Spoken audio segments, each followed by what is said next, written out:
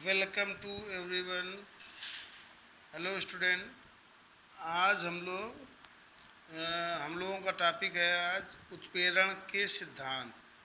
तो आप लोग जानते हैं कैटालिसिस। कैटालिसिस मतलब उत्प्रेरण। उत्प्रेरण क्या होता है? जब किसी रासायनिक अभिक्रिया में कोई वाह्य पदार्थ मिला दिया जाता है तो वह रासायनिक अभिक्रिया की दर को क्या कर देता है? बढ़ा देता है या घटा देता है।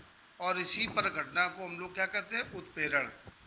तो इस उत्प्रेरण के सिद्धांत का वर्णन करने के लिए कई सिद्धांत प्रचलित हैं, जिनमें से कुछ सिद्धांत हम लोग पढ़ेंगे। ठीक है। अगर इसको बताया जाए तो उत्प्रेरकों की एक की क्रियाविधि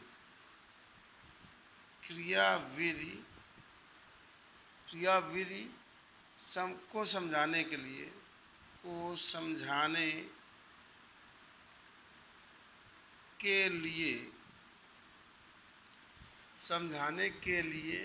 ठीक है, अनेक सिद्धांत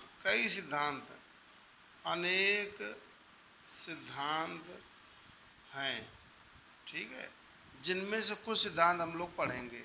तो नंबर एक सिद्धांत जो है वो नंबर एक है अब समांगी। समांगी जानते हैं, जिसमें अपकारक और उत्प्रेरक क्या हो, जिनकी दोनों की समान व्यवस्था हो। अपकारक और उत्प्रेरक। समांगी उत्प्रेरण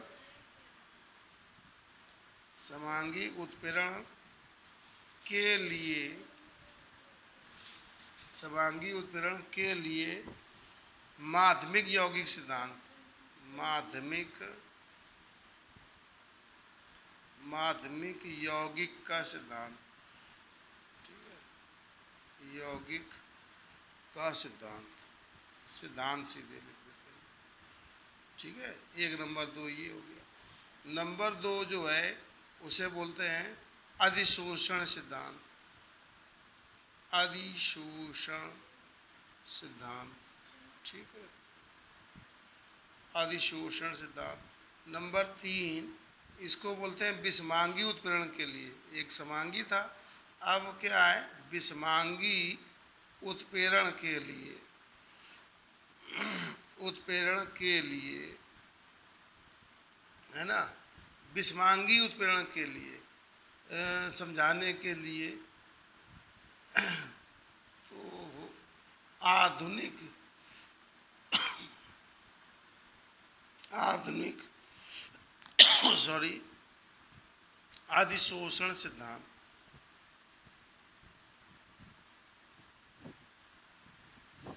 तो ये तीन सिद्धांत आप लोगों को डिटेल में वन बाय वन करके पढ़ना है। तो सबसे पहले हम लोग पढ़ेंगे समांगी उत्प्रेरण के लिए माध्यमिक यौगिक सिद्धांत। ठीक है, पहला नंबर इंटरमीडिएट कंपाउंड थ्योरी।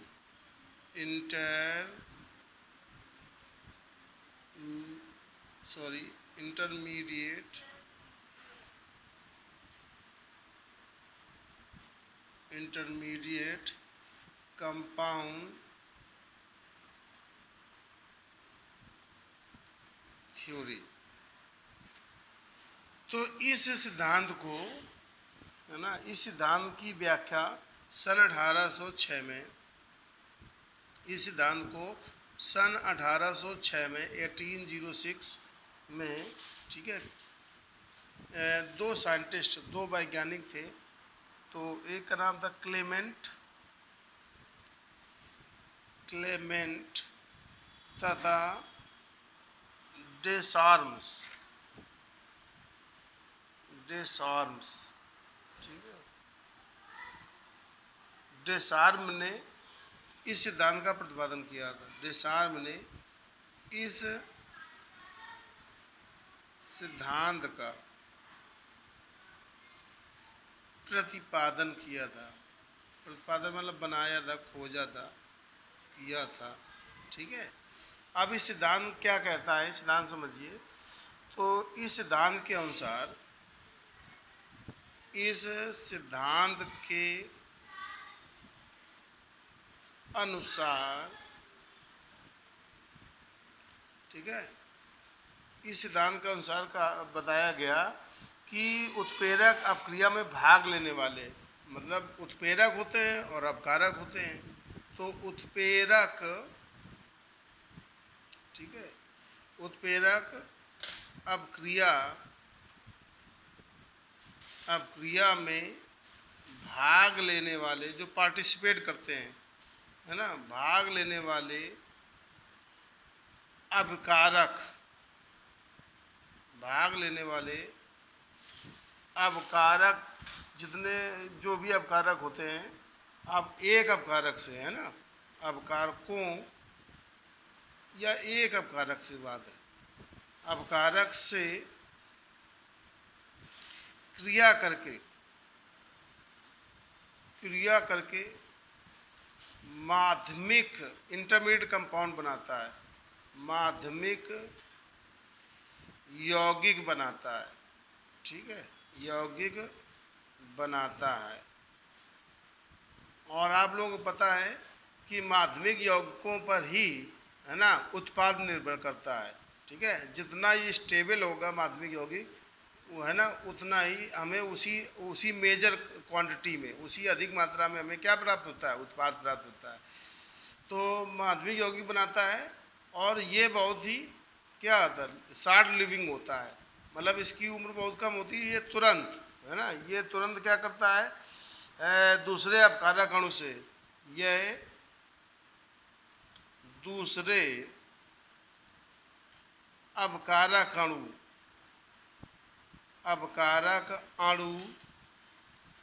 से क्रिया करके अंतिम उत्पाद का निर्माण करता है तीव्र गति से। दूसरे अपकारक अणु के साथ क्रिया करके तीव्र गति से, है ना, अंतिम उत्पाद का मतलब उत्पाद, है ना, उत्पाद का निर्माण करता है या बनाता है, अंतिम उत्पाद बनाता है, ठीक है। अब और स्वयं उत्प्रेरक क्या होता है, मुक्त होता है। और ये बात और लिख दी जाए, और स्वयं उत्प्रेरक मुक्त हो जाता है, मुक्त हो जाता है। ये तो इम्पोर्टेंट बात है।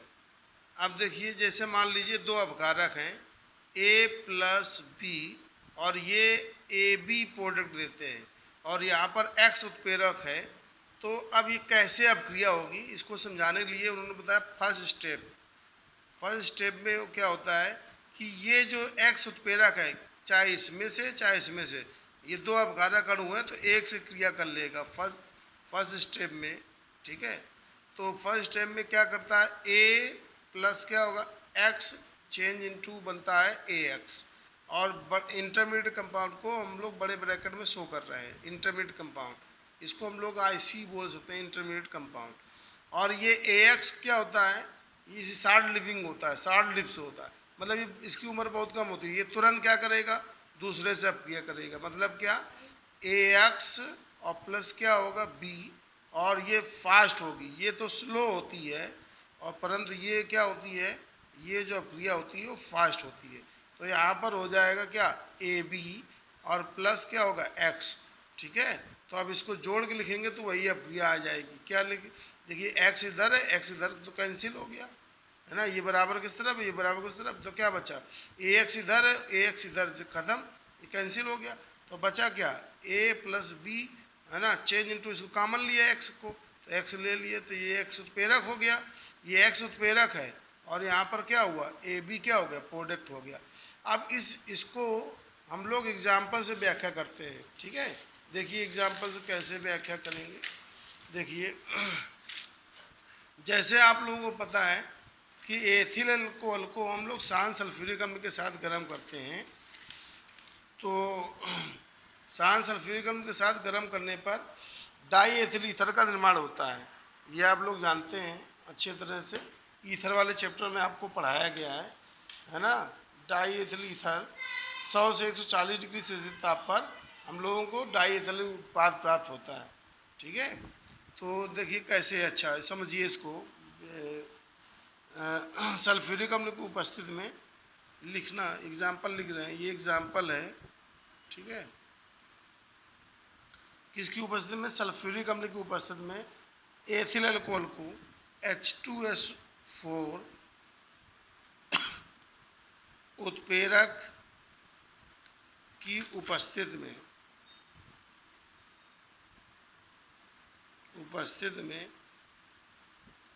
एथिल अल्कोहल C2H5OH, ठीक है, एथिल अल्कोहल को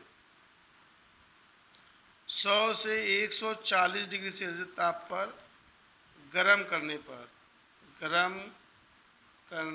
पर डाई एथिल ईथर प्राप्त होता है, यानी C2H5O C2H5 प्राप्त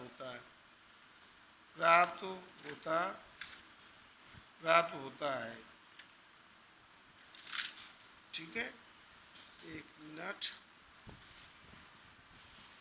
प्राप्त होता है, ठीक।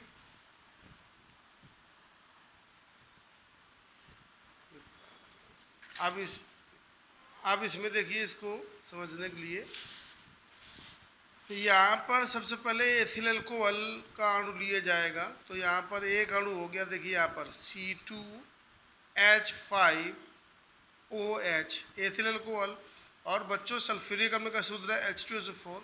तो इसको बच्चों में ऐसे तोड़ के समझाने के लिए लिख रहे हैं HHSO4, वही है H2SO4। तो ये जब 100 डिग्री सेल्सियस टेम्परेचर होगा, 100 डिग्री सेल्सियस टेम्परेचर होगा, ठीक है, 100 डिग्री सेल्सियस टेम्परेचर होगा, इसको गर्म किया जाएगा।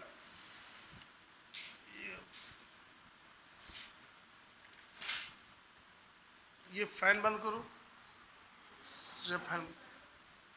तो यहाँ पर 100 डिग्री सेल्सियस पर, तो यहाँ पर क्या होगा, ये OH और ये क्या होगा, H निकल जाएगा। तो यहाँ पर बनेगा क्या, C2H5HSO4, ठीक है, और प्लस क्या बन जाएगा, H2O, ठीक। अब ये आपका इंटरमीडिएट कंपाउंड है, ये जो बना है इंटरमीडिएट कंपाउंड, ये मान लीजिए A है, ये क्या X है, तो ये क्या बन गया है, AX, ठीक है, पीछे वाले एग्जाम्पल की तरह। अब यहाँ पर क्या होगा कि यही माध्यमिक होगी तुरंत दूसरे अणु, तो एक एथिल अल्कोहल का अणु दूसरा आएगा। तो C2H5OH ये दूसरा अणु है, ये है मान लीजिए B, क्या लीजिए BE है, और प्लस यहाँ पर क्या होगा C2H5HSO4। तो बच्चों ये वाला H और ये HSO4, तो यहाँ पर टेम्परेचर पहुँचेगा 140 डिग्री सेल्सियस। तो देखिए क्या बन गया, H2SO4 अलग हो गया, और क्या बचा, C2H5O C2H5। तो यहाँ पर हो जाएगा C2H5O C2H5, तो ये डाई इथिल ईथर बन गया, प्लस में क्या हो गया, H2SO4। अगर इसको हम एक लाइन में लिखना चाहें तो बच्चों, तो यहाँ से एथिल, ये वाला क्या आ गया, एथिल हाइड्रोजन सल्फेट, और एथिल हाइड्रोजन सल्फेट कैंसिल हो जाएगा। सल्फ्यूरिक अम्ल को हम कॉमन ले लें, तो यहाँ पर एथिल अल्कोहल के 2 अणु हो गए, तो यहाँ पर क्या हो गया, C2H5OH, प्लस एक उल्टा लिख दें या सीधा ही लिख दें, चले ये C2H5OH, तो इसका एक OH और इसका क्या H निकल गया, ठीक है, तो जल निकल गया, और बाकी क्या बचा, C2H5O C2H5। तो चेंज यहाँ पर क्या होगा, H2SO4, तो यहाँ पर हो जाएगा C2H5O C2H5, और प्लस में यहाँ पर H2O। टेम्परेचर हो जाएगा 100 से 140 डिग्री सेल्सियस। हाँ, ये टेम्परेचर अगर बढ़ा देंगे तो हम लोगों को एथिलीन गैस प्राप्त होगी। अब या ऐसे ही होगी, उसमें भी इंटरमीडिएट कंपाउंड बनेगा, पर वहाँ पर एथिलीन गैस प्राप्त होगी 160 पर। तो ये आप लोगों का माध्यमिक यौगिक का सिद्धांत हुआ। दूसरा एग्जाम्पल देना चाहें तो दूसरा एग्जाम्पल भी दे सकते हैं। हम लोग जानते हैं शीश कक्ष में हम लोग सल्फ्यूरिक अम्ल का निर्माण करते हैं। तो शीश कक्ष में जो सल्फ्यूरिक अम्ल का निर्माण करते हैं तो उसमें NO उत्प्रेरक का कार्य करता है। यानी यहाँ पर दूसरा एग्जाम्पल देखिए, तो यहाँ पर होता है 2SO2 plus O2 change into, यहाँ पर NO उत्प्रेरक होता है ना, ये गैस अवस्था में ये भी गैस अवस्था में, यही गैस अवस्था में, तो समांगी उत्पीड़न है। तो यहाँ पर बन जाता है 2SO3। अब इसी अपक्रिया को समझाने के लिए देखिए क्या होता है कि ये NO पहले अपक्रिया होती है किससे, एक अपकारक से, तो 2NO प्लस क्या होगा O2, तो चेंज इनटू यहाँ पर बन जाता है 2NO2 नाइट्रोजन डाइऑक्साइड।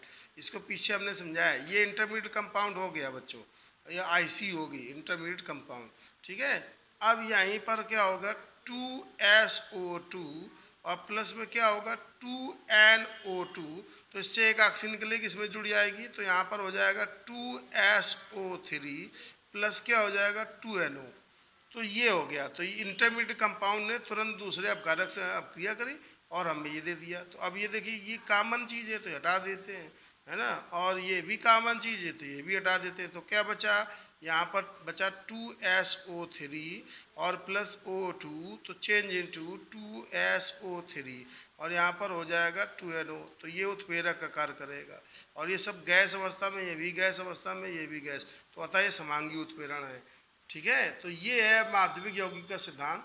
और हम लोग अगले वीडियो में हम लोग सीखेंगे अधिशोषण सिद्धांत, फिर नेक्स्ट वीडियो में सीखेंगे हम लोग आधुनिक अधिशोषण सिद्धांत, ठीक है। तो ओके।